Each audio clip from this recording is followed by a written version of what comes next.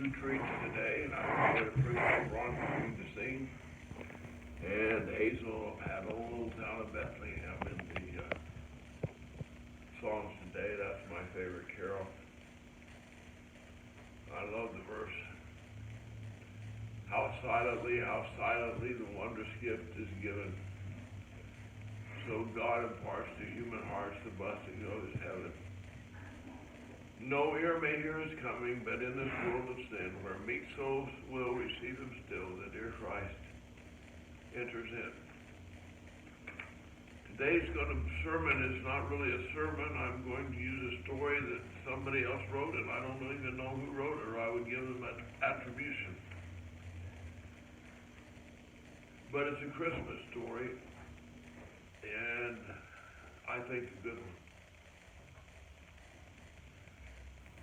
An old man, his customers called him Old George, sat in his gas station on Christmas Eve morning. He'd had a couple customers come by, filled their tanks with gas, shoveled the snow. It was snowing. He'd shoveled the snow off his driveway. This was the second time now. He put a pot of coffee on the hot plate in his garage, in his service station, and sat down and watched the snow come down out window on the rural highway that went past his place. Not much traffic today. It was Christmas Eve. George didn't celebrate Christmas anymore, not since his wife Annie had died. He said it just didn't seem worth the trouble. But he didn't have anything against Christmas. He just didn't enjoy celebrating it anymore. He would just settle on at his gas station, and tomorrow he would sit at home, station closed. The homeless man slipped in the door. Kind of smelly, torn clothes, cold. And he said, well, welcome, young man. Come in and have a seat. Sit down here by the stove, get warm. In fact, I bet you haven't eaten. And he opened his own lunchbox and took out a thermos and said, here's some beef stew. I made it myself. If I do say so myself, it's pretty tasty. Have some, and as soon as the coffee's done, you have some fresh coffee to go with it. The man said, well, I can't eat your food. I just came in hoping I could get warm. He said, well, get warm, and you're not leaving here with an empty belly. And the bell dinged at Old South service station. When you rolled across the hose, the bell dinged, and the guy came out and took care of you. Bell dinged, and he left his guest. Went outside, and there was a 53 Chevy with smoke coming out from underneath the hood, pulled into his drive. He went up to him. There was a young man and his wife in the truck, or in the Chevy, and he asked him, what's the matter? He said, well, I sure need some help. My car's not running right. My wife's pregnant. We're trying to go to the hospital. Well, George opened the hood, and he looked at it and said, whoa, this is bad. And he turned and walked off and back into his service station, and the man called after him, won't you help us? Well, George didn't say anything, but he went to the wall and took a set of keys off the pegboard there, went into his own garage and started up his old truck. Backed it out, pulled it up beside the couple, said, your car's not going anywhere right now, and you shouldn't be driving on those ball tires anyway, so here's my truck. You take it and go on. And I'll see what I can do about your car while you're gone. So the couple pulled off, and George drove the truck into the garage, and looked at those tires and said, there's nothing to be done for them. So he took the tires off his late wife's Lincoln, put them on the Chevy. He wasn't planning to drive that car anymore anyway, he said to himself, and put it up on the rack, tundra it, and he had suspicion that there was a cracked block, but it wasn't. It was a leak in a radiator hose. He said, well, that's easy to fix. So he fixed that, had it all ready for the couple when they came back. Went back inside to see how his guest was, but his guest was not there. At least he didn't see him.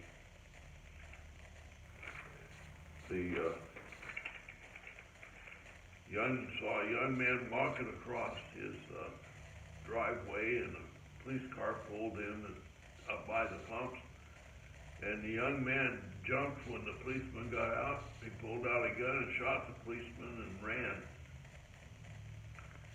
Well, George went outside and went straight to the police officer,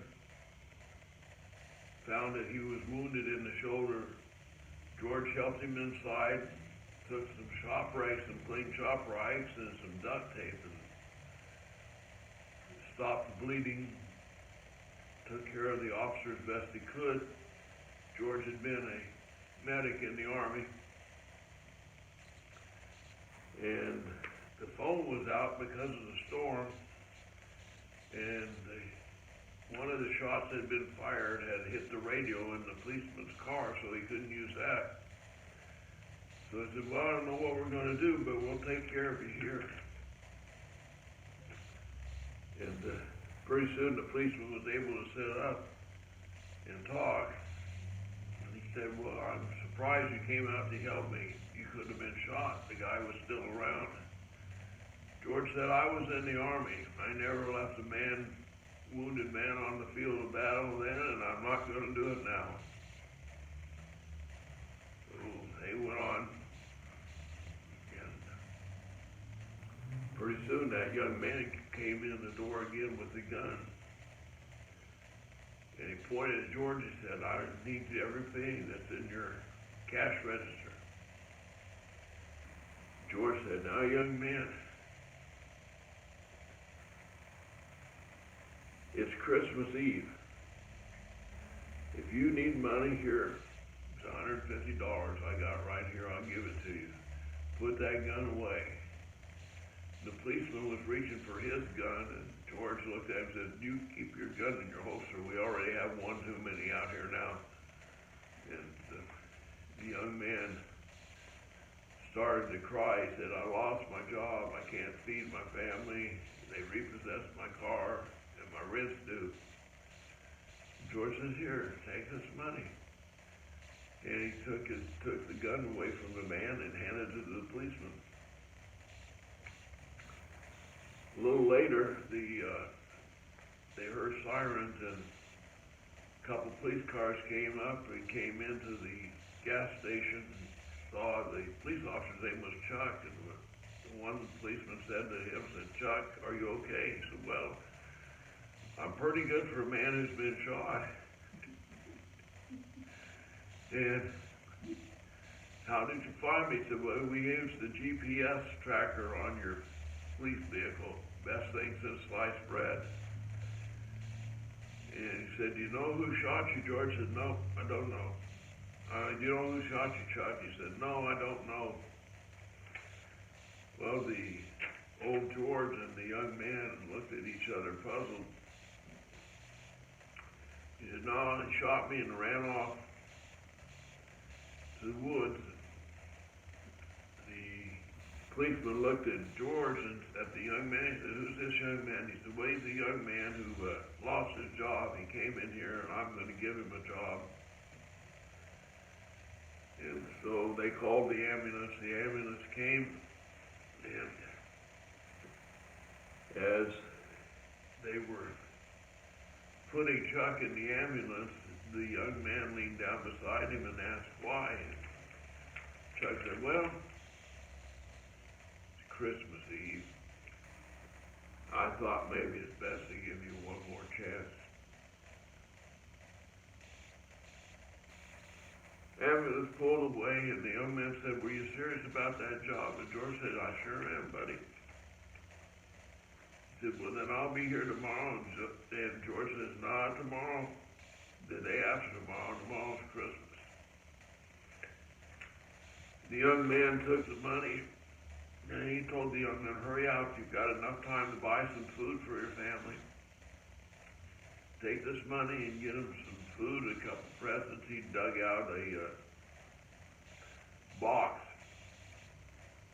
that he had in the back there, and he pulled it out and he handed it to the young man. He said, here, take this to your wife. And the guy opened it. It was a beautiful diamond ring. He said, well, this means something to you. And George said, it sure does. And now it means something to you. I don't need it anymore. I have my memories. Went to another box and pulled out some trucks and cars. This is for your young son. They were vehicles that the oil company had given him to sell. And he gave them and said, these are for your son. Now get going and have a good Christmas with your family.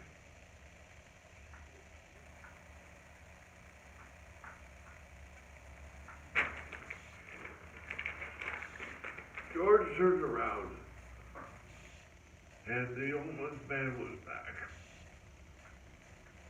He said, I thought you'd come. He said, no.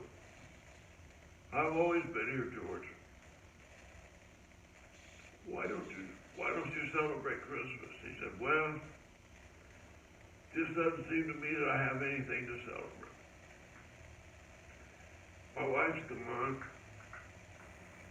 It's not so much fun anymore. We used to bake cookies together and decorate them and give them to people in the neighborhood that don't enjoy that anymore. Says, I don't have anything against Christmas. I just don't see the point of all the fuss now that I'm alone.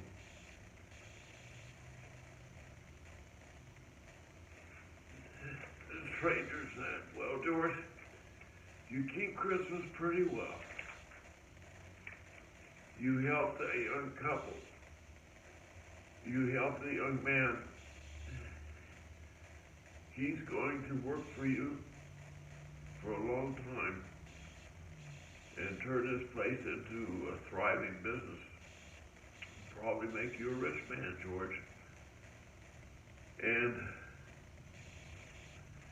the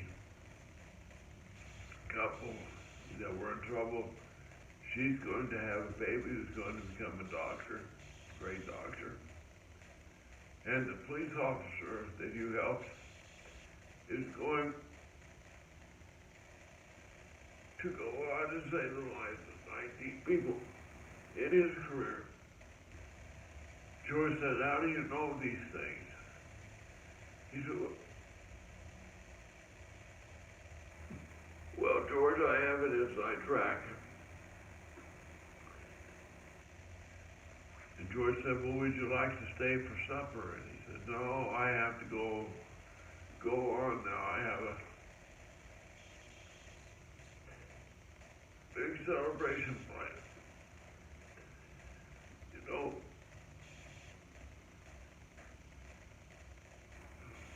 tomorrow is my birthday.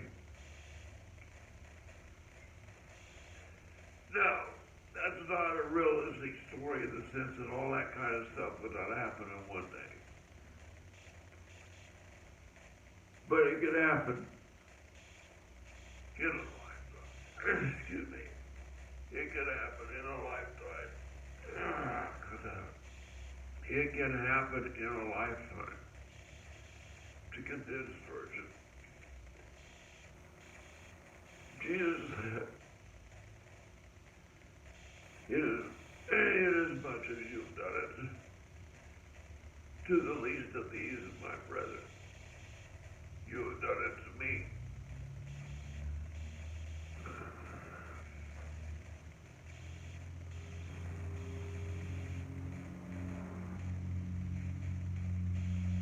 Christmas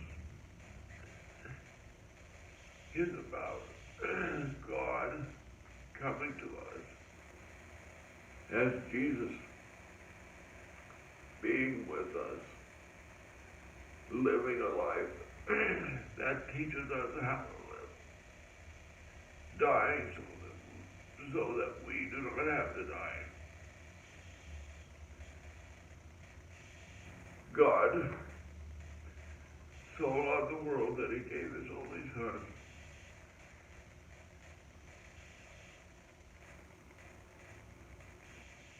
that whoever believes in him will not perish but have eternal life. God did not send his Son into the world to condemn the world, but that the world through him might be saved. Christmas is about Christ in us.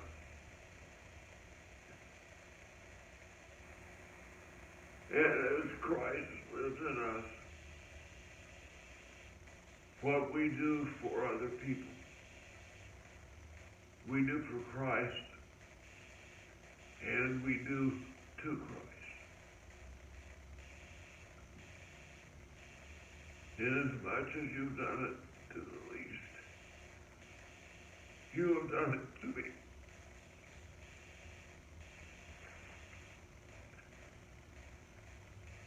Christmas is about giving,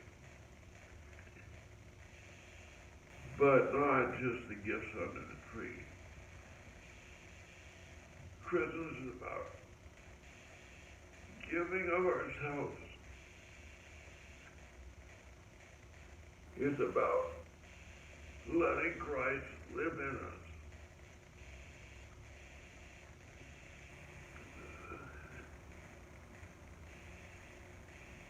I hope that none of us get to the point where we don't enjoy celebrating Christmas. But I know that Christmas is more than the lights and the tinsel, more than the big,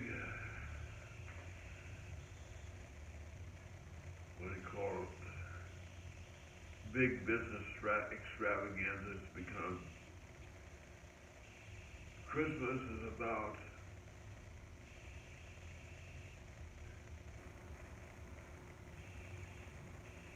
the same thing it was when the shepherds went to the stable to find the babe wrapped in swaddling clothes, lying in a manger.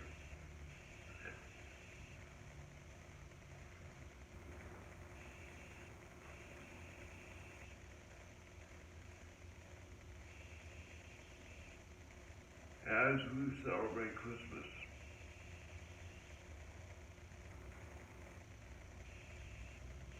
may that blessed event fill our hearts. Amen. And God bless.